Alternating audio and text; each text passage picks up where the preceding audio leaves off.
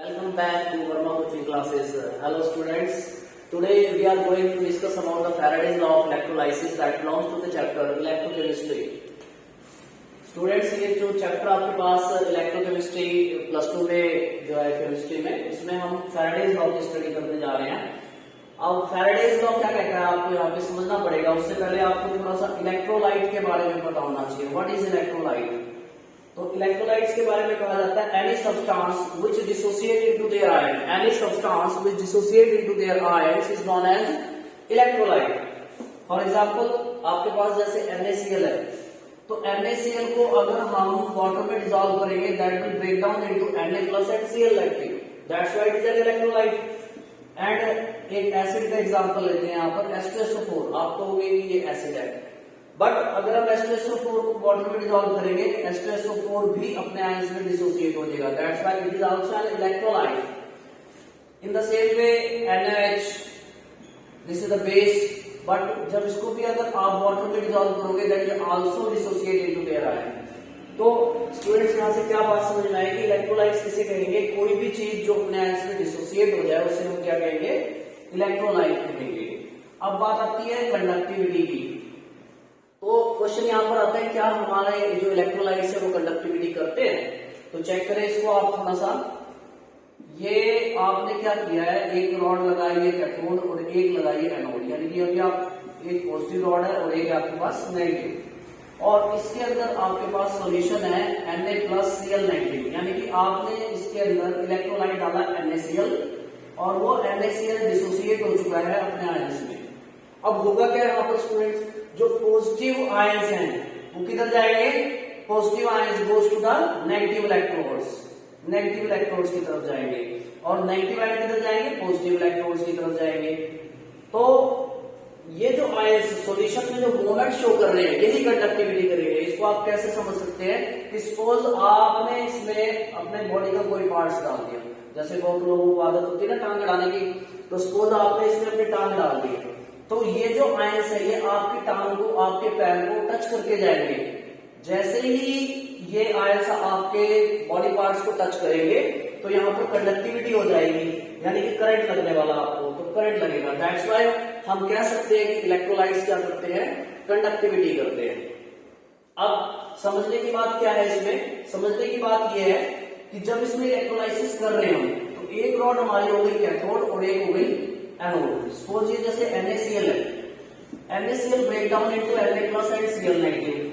अब at cathode ये हमें थोड़ा सा पहले से ही जानकारी रखनी होगी कि कैथोड पे रिडक्शन होता है, कैथोड पे ऑलवेज क्या होगा? रिडक्शन होगा। तो अब रिडक्शन के लिए कौन सा आयन जाएगा? Na+ जाएगा। Na+ will gain the electron and form sodium metal, ये सॉलिड फॉर्म में। इसका क्या होगा? डिपोजिशन होगा। इसका क्या होगा? डिपोजिशन। अब डिपोजिशन कहां पे होगा? डिपोजिशन होगा कैथोड के ऊपर। और in the same way anode पे क्या होगा? एट एनोड, एनोड पे आपके पास है Cl नेगेटिव, Cl नेगेटिव जाएगा एनोड पे, और Cl नेगेटिव में इलेक्ट्रॉन लूज करके बनाना है Cl, और फिर Cl+Cl इज इक्वल टू क्या बनेगा? Cl2 gas, and that gas will be liberated. तो पहले तो ये आपको शब्दों का मतलब पता होना चाहिए कि डिपोजिशन का क्या मतलब है और लिबरेशन का क्या मतलब है। मेटल हमेशा इलेक्ट्रॉन गेन करेगा, मेटल जब इलेक्ट्रॉन गेन करेगा तो इसका रिडक्शन होगा, और इसको हम क्या बोलेंगे? Deposition.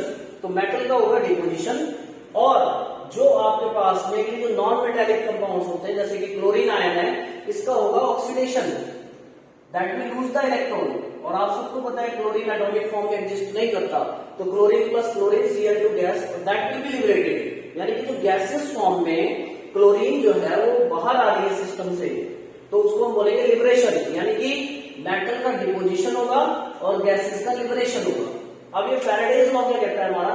According to this law the weight of any substance deposited at cathode, आपके सामने यहाँ पर कि अगर हम किसी भी इलेक्ट्रोलाइट का इलेक्ट्रोलाइसिस करेंगे तो उसपे कितना वेट ऑफ सोडियम डिपोजिट होगा या कितना वेट ऑफ मेटल डिपोजिट होगा। तो wait of any substance deposited at cathode, cathode पे क्या होना है? डिपोजिशन। और यहां पर एंड ना लिख करके हम लिखेंगे और लिबरेटेड एट एनोड, एनोड पे क्या होगा? लिबरेशन होगा, एनोड पे क्या होगा? लिबरेशन होगा। तो कितना लिबरेशन होगा, that will be directly proportional to the quantity और amount of charge pass through the electrolytic solution. यानी कि ये जो आपका इलेक्ट्रोलाइटिक सॉल्यूशन था जिसमें आपने रॉड लगाई थी, Na+ थे, Cl नेगेटिव थे, तो एक पॉजिटिव रॉड है, एक नेगेटिव रॉड है, पॉजिटिव आयन की तरफ जा रहे हैं, नेगेटिव रॉड की तरफ जा रहे हैं, कैथोड की तरफ जा रहे हैं, और नेगेटिव आयन की तरफ जा रहे हैं, पॉजिटिव रॉड की तरफ जा रहे हैं, एनोड की तरफ जा रहे हैं। तो इलेक्ट्रोलाइसिस से ये डिपेंड करता है कि आपने कितने समय के लिए कितने अमाउंट का करंट पास किया, यानी कितना चार्ज पास किया। अगर हम क्यू को यहाँ पे चार्ज बोलते हैं तो चार्ज की वैल्यू क्या होती है, करंट इनटू टाइम, यानी कि कितने एम्पियर का करंट। क्या 2 एम्पियर का करंट है, क्या आपके पास यहाँ पर 2 एम्पियर का करंट है फॉर 10 मिनट, या फिर 5 एम्पियर का करंट है फॉर 10 मिनट। दैट मीन्स कि आपने कितने अमाउंट का करंट कितने टाइम के लिए पास किया, दैट इज चार्ज।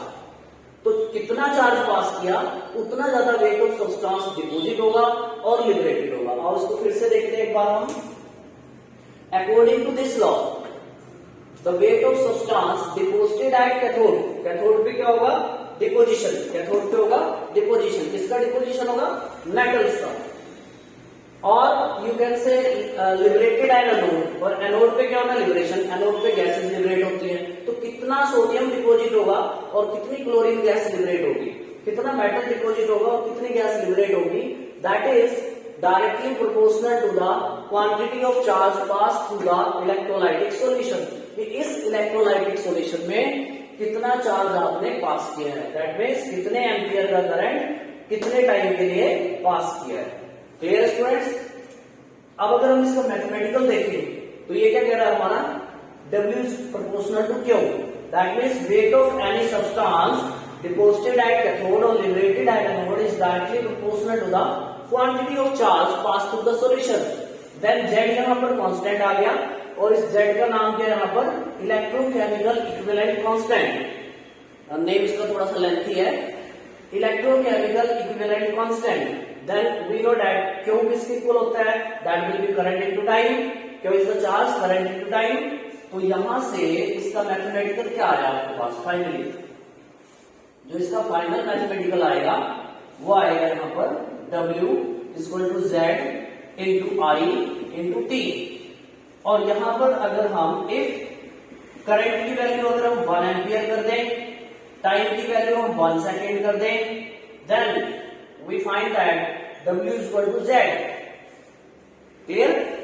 मीन्स कि अगर हम यहाँ पर जो Q की वैल्यू रख रहे हैं, तो यहाँ पर जो हम Q की वैल्यू रख रहे हैं तो W is equal to Z into I into T। तो इस केस में आपका जो करंट है वो कितना हो जाएगा, 1 एम्पियर, एंड टाइम कितना 1 second, then W will be equal to Z। अब आपको इसको डिफाइन करना है, करको डिफाइन यहाँ पर, hence electrochemical equivalent constant is equal to the weight of substance deposited or liberated when the current of 1 ampere pass through the electrolytic solution for 1 second. Hence, electrochemical equivalent constant may be defined as it is equal to the, किसके equal होगा, equal to the weight of substance deposited और liberated when the current of 1 ampere passed through the solution for 1 second। Clear students.